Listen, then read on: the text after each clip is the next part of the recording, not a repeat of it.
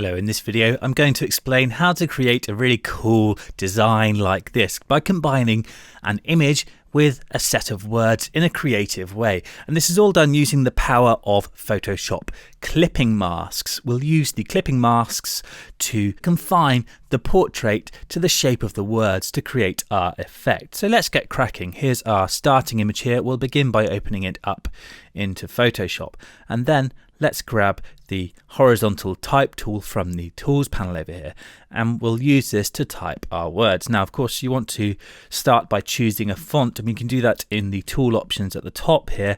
And you want to choose a really blocky, fat font. And I've got one called Fat Frank here that I've downloaded from Adobe Typekit. And if you've got Photoshop CC, then you can go here to download different fonts from Typekit. If not, then you'll find lots of other blocky fonts in the default fonts that you can use, but we'll go for Fat Frank. And then we can move along here and choose a size. Let's bring this down a little bit. We can always adjust this in a minute, and we can also set an alignment here, and I'm going for the right align text so that my text kind of stops in the middle where I want it to. Then we can click in our image and begin typing. And I'm going to space my words out on different lines here.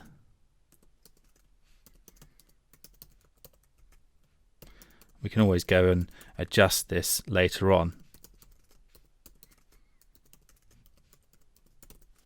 Okay, so that's my text sorted, and then I can click off to apply it, and I've just clicked on the move tool here. I've got show transform controls checked here in the move tool options, and I can just click on the bounding box there if I want to change the sizing at all, and I'll perhaps bring it down a little bit smaller. So I can just hold shift and drag from the corner point there to resize all of my text at once. I'll just have it cover the face like this.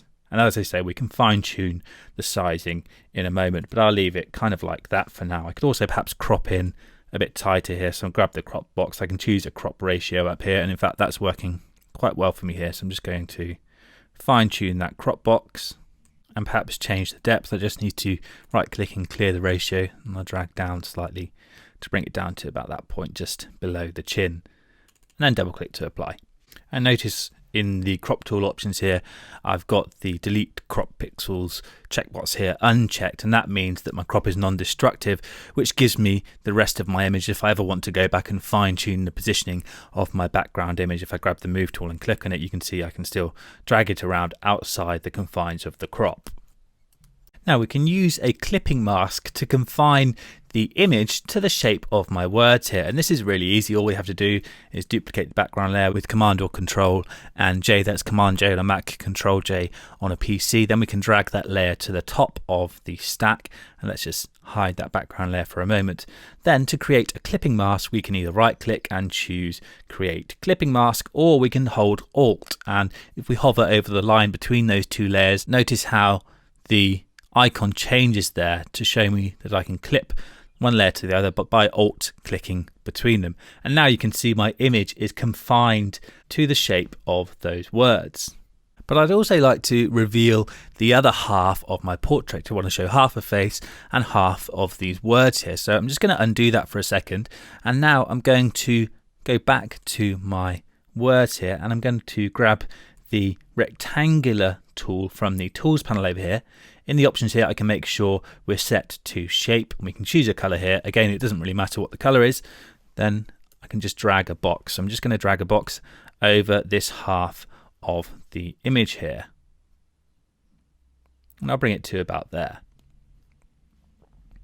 So now if we go back to our layers, you can see we've got a shape layer, which is this big black box, and then we've got our text layer underneath. Now what I want to do is clip my image to both of those layers so that it's confined to the shape of the text, but we can also see it over this box here. Now to do this, we need to first of all group these two layers together. So I can hold Command or Control, that's Command on a Mac, Control on a PC, and click on both of those two layers to highlight them, and then hit Command or Control and G, which will group them together. Or you can go to Layer, New, Group, but I prefer to hit Command or Control and G, and that will create a group out of those two layers. Then let's reveal that top layer again, and then I can hold Alt and click on the line between that top layer and the group to clip the portrait to the shape of the text and also to the shape of that rectangular shape. So now we're starting to get somewhere. I'd also like to make the background completely black, and I don't really need this layer anymore, so I'll just reveal it, highlight it, and I'll go to Edit, Fill, and change this to a full black layer, but just by setting contents black here, and then we can hit OK. So that gives us the kind of effect that we're after. We've got our text layer and our shape layer here within our group with our image clipped to it. And I'm not sure what this second text layer is here. I think I might have clicked accidentally with the type tool, but we don't need that, so I can just highlight it here and hit delete. So now we can move on and start fine-tuning the look of our design here. And the great thing about using clipping masks is that nothing is set in stone. We can go in and tweak things to get the look that we're after. So we can go back here to our type layer, and then we can go to the character panel. So we can go to Window, Character to bring that up, and here we can fine-tune the look of the words using all of these different parameters here. We can grab the horizontal type tool and then just click and drag over a word to highlight it, and then we could go in here and perhaps make it slightly larger. We can use this setting here to adjust the leading, so we can bring it up or down just to tweak the positioning between the different lines here, and then we can go ahead and style up each line in the same way, just by adjusting the leading and then the sizing until we're happy. Let's just finish off with these last few words here. We'll make this one bigger. Bring it down to about there.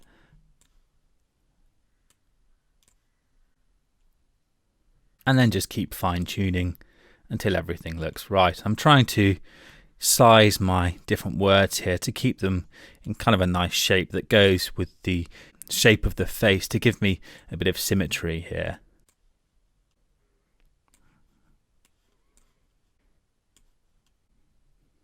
And with that done, I could perhaps just go back to the Move tool, and then let's just click on the bounding box once again and just drag to make all of the words slightly larger like this.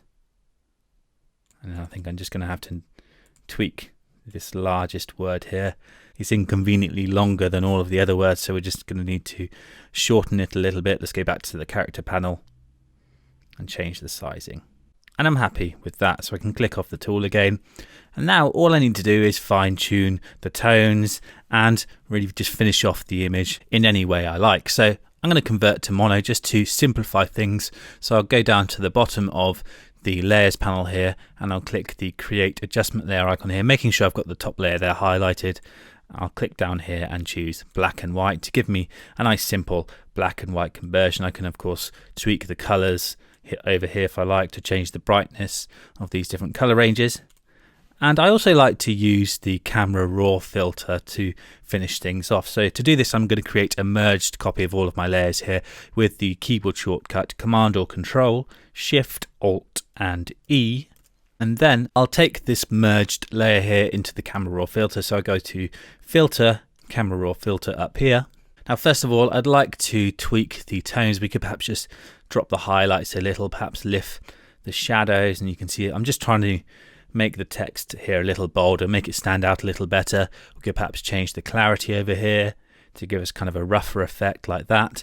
I could also make this half of the image slightly lighter by going to the graduated filter tool here. I'll dial in some positive exposure over here, and then I'll just click and drag to create quite a short gradient like that, so that we've lightened this half of the frame here. Let's perhaps go and add a bit of contrast. So we go back to the basic panel. We'll increase the contrast, perhaps decrease the exposure very slightly. And we could also perhaps add a split toning effect. So I'll go to the split toning panel here. Then I can drag the hue and saturation sliders. If we drag hue, nothing happens because we need to dial in some saturation. But if we hold Alt and drag the hue, we can just get a temporary view with the saturation at 100%. So we can choose a color here, and let's perhaps go for a warm yellow tone, and then just dial in a touch of saturation We can do the same with the shadows again, just by holding Alt and dragging. We can get a view, and I'm going to give it kind of a warm tone effect there, like that. And I'm happy with that, so I'll hit OK to apply. And that's my finished effect. So there we go. That's how to combine a portrait with some words for a creative design effect.